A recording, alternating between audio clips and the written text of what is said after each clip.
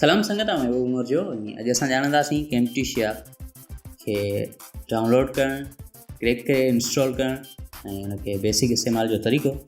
सभ खां पहिरीं असां उनखे डाउनलोड कंदासीं कंहिं बि वेब ब्राउज़र खे ओपन करे। उते तव्हांखे लिखणो आहे getintopc getintopc.com। हीअ वेबसाइट आहे, हिन ते वञी करे तव्हां लिखो कैम्पटिशिया ऐं तव्हांखे मिली वेंदो। हिन जा सभई तक़रीबन तव्हांखे वर्जन मिली वेंदा। तव्हां 2019 वारो वर्जन क्लिक करे ऐं हेठि अची करे डाउनलोड कयो।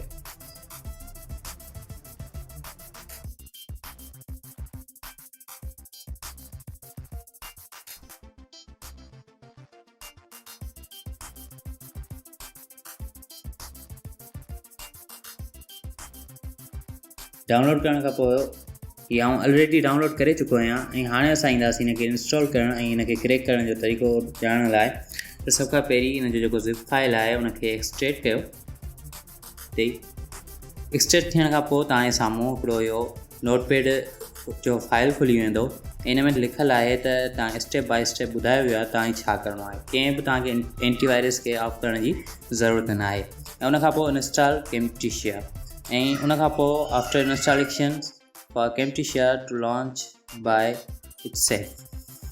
उनखां पोइ हिनखे क्लोज़ कयो ऐं हिते स्टेप बाय स्टेप जीअं लिखियलु आहे उनखे असां फॉलो करे हिनखे क्रैक कंदासीं। त सभ खां पहिरीं लिखियलु आहे त असां हिनखे इंस्टॉल कयूं। हिनखे इंस्टॉल करियो, सफ़ा सवलो आहे। ये अक्सर असां सॉफ्टवेयर इंस्टॉल कंदा आहियूं। इन रीति ही इंस्टॉल थियण खां पोइ पहिरियों पाण ई ओपन थी वेंदो उनखे ऐं तव्हां खां हिते घुरी रहियो आहे लॉगिन, जेके तव्हां क्लोज़ कयो।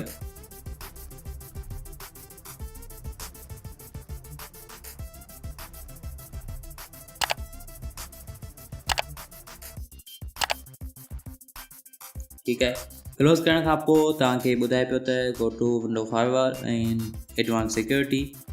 ऐं हाणे ॾिसो हुन में छा करिणो आहे। ऐं कैम्पटिशिया studio.exe फाइल खे इनबाउंड एंड आउटबाउंड रूल्स ऐं हिते पाण खे चूज़ करिणो आहे ब्लॉक फ्रॉम कनेक्शन।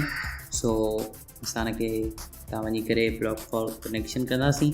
ठीकु आहे, ॿिन्ही मां करे चुका आहियूं। ऐं हाणे असां उनखां पोइ स्टेप नंबर 6 आहे त in file explorer enable hidden files. ठीकु आहे, इहे तव्हांखे ॻोल्हणो पवंदो, तव्हांखे वञिणो पवंदो कंट्रोल पैनल में। ऐं हाणे असां वेंदासीं कंट्रोल पैनल में वञण खां पोइ कैटेगरी रखो लार्ज आहे जेका न, ऐं हिते तव्हांखे मिलंदो फाइल एक्सप्लोरर ऑप्शंस जे नाले सां ई। ऐं हिते वञी करे तव्हां मथे वञो व्यू ऐं उनखां पोइ show hidden files and folders जेको कुझु लिखियलु आहे हिन ते टिक मार्क लॻाए अप्लाई ओके करे छॾियो।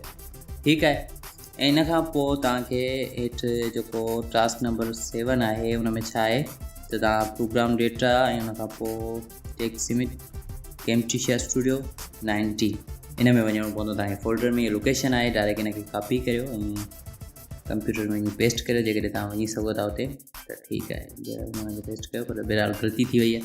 ओके, कोन वञी सघे, तव्हां डायरेक्ट हिनखे ॾिसी करे उन हिसाब सां तव्हां साॻी डायरेक्शन ते वञो। ठीकु आहे, सी उनखां पोइ हेठि आहे प्रोग्राम डेटा में वञण खां पोइ तव्हांखे वञिणो पवंदो टेक्स्ट इमेज। ठीकु आहे, मथे हिते ऐं उनखां पोइ तव्हांखे वञिणो आहे कैम्पटिशिया स्टूडियो 90 ऐं उनखां पोइ हेठि तव्हांखे जेको फाइल मिले पियो अचे थो कॉपी डिग इन्फो। ठीकु आहे, हिनखे तव्हां कॉपी करे डेस्कटॉप ते पेस्ट कयो ऐं हाणे इन ई फाइल खे ओपन करियो। हिन में जेका टेक्स्ट लिखियलु आहे उनखे रिप्लेस कयो।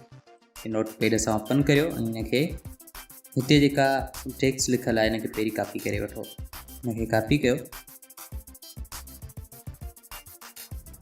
कंट्रोल की या तव्हां कॉपी मैन्युअली। ऐं हाणे हिनखे सिलेक्ट ऑल करियो, कंट्रोल ए ऐं कंट्रोल वी। ठीकु, ऐं हाणे कंट्रोल एस हिनखे सेव करण खां पोइ क्लोज़ करियो। क्लोज़ करण खां पोइ हीअ ॿुधाए पियो त हिनखे सेव करण खां पोइ तव्हां राइट क्लिक करे हिन जी प्रॉपर्टी में अचो ऐं जेको बॉक्स आहे रीड ओनली हिन ते टिक मार्क लॻायो। ठीकु आहे, असां हिन जे राइट क्लिक करे प्रॉपर्टी में ईंदासीं ऐं हाणे हिनखे हेठि जेको लिखियो पियो आहे रीड ओनली इन ते टिक मार्क लॻाए अप्लाई ओके कंदासीं। ठीकु आहे, ओके थी वियो। ऐं हाणे छा आहे जो हुनखे कॉपी करे हिन फाइल खे साॻी लोकेशन ते रखंदासीं। ओके थी वियो। ठीकु आहे, हाणे तव्हां कैम्पटी खे ओपन कयो त को बि मसइलो तव्हांजे साम्हूं कोन ईंदो। सफ़ा ईज़ी आहे दोस्तों। ही ओपन थी चुको आहे त अहिड़ो तव्हांजे साम्हूं इंटरफेस ईंदो। शुरू में इहो कैम्पटी जो इंट्रो आहे जेको ठहियल ठुकल तव्हांखे टेम्पलेट मिले थो ऐं हिनखे तव्हां डिलीट करियो ऐं हुन खां पोइ मीडिया खे तव्हां डिलीट कयो। ठीकु आहे, ऐं हिकिड़ो वीडियो खणा थो डाउनलोड मां वञी करे। हीअं मिसाल तौरु हीअ वीडियो मूं खयो इंपोर्ट मीडिया मां ऐं हाणे हिनखे तव्हां डायरेक्ट ड्रैग करे हिते टाइम लाइन ते ड्रॉप कंदोसि त ऑटोमेटिक उते पइजी वेंदो।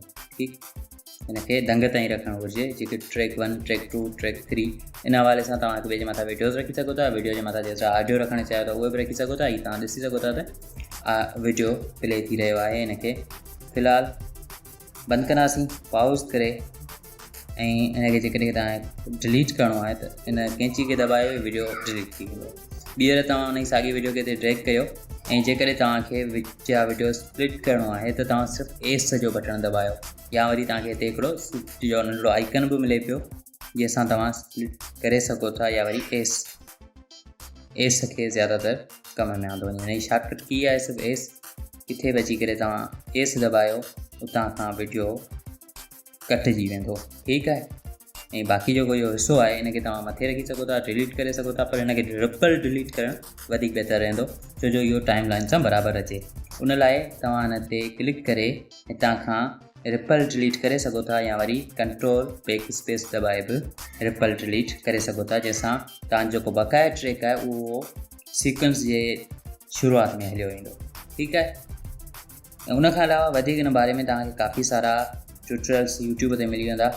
उते तव्हां सर्च करे वठो त एडिटिंग कीअं कजे। इहा त तव्हांखे बेसिक एडिटिंग ॿुधाई। हितां तव्हां टेक्स्ट बि हिन में ऐड करे सघो था ऐं ट्रांसलेशन्स काफ़ी सारा आहिनि हिते, उहो तव्हां हिन में शामिलु करे सघो था। उन खां अलावा जेकॾहिं तव्हां मोर ते क्लिक कंदो त तव्हांखे ॿिया बि खोड़ सारा फीचर मिलंदा ऑडियो जे हवाले सां।